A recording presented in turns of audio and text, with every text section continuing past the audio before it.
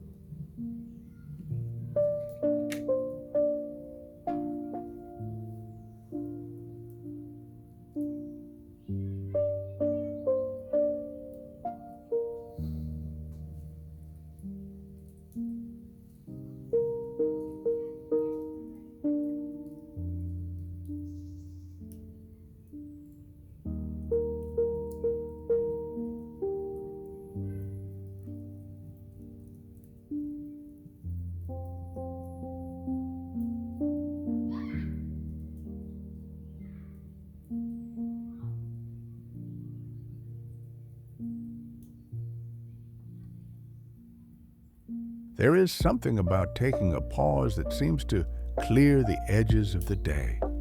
The moment I step outside, everything slows. The noise from indoors fades, replaced by the softer sounds that always seem to wait patiently for attention. The air feels clean and still, almost as if it too is taking a breath. These are the small moments that remind me why quiet is worth keeping. It is 12 o'clock when I step outside. The sky is gray and even a quiet blanket over the garden. The air feels cool, but not cold, calm enough to sit for a while. I take my place beneath the walnut tree, where the ground is scattered with fallen shells and leaves that soften every sound.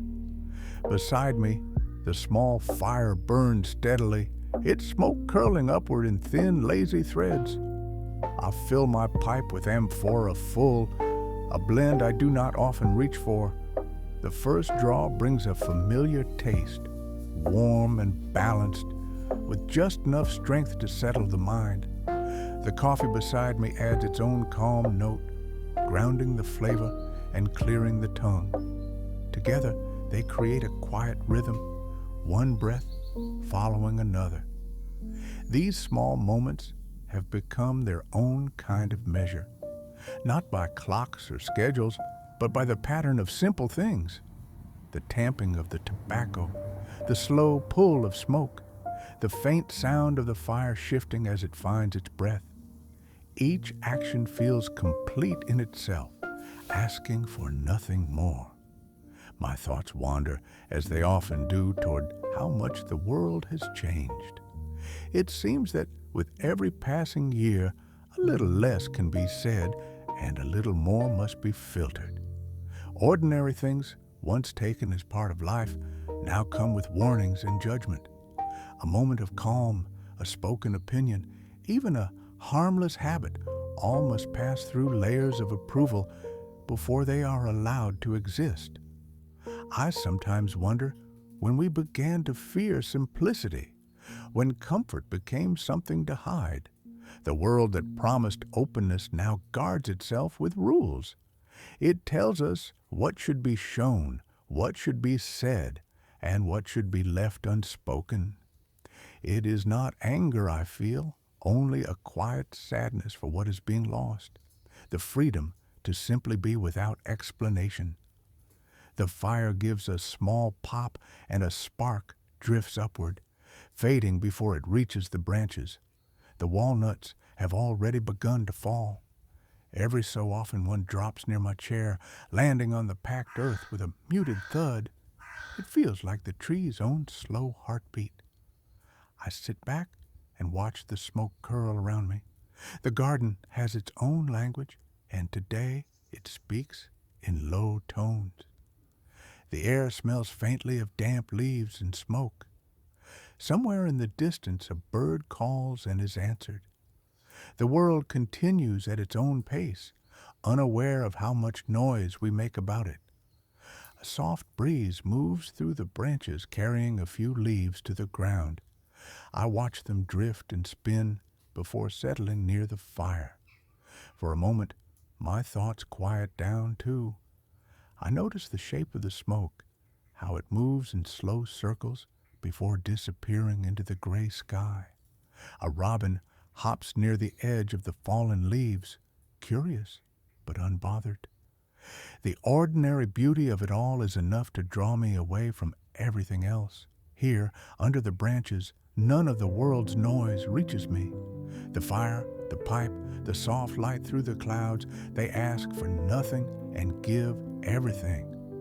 It is a reminder that peace does not need permission, that quiet has its own kind of truth, still waiting to be heard. The pipe burns low. The coffee is almost gone. The clouds remain soft and heavy, but the light beneath them is gentle. I take one last draw, exhale, and watch the smoke fade into the air, carrying with it the last of my thoughts. Take your time. This moment is yours.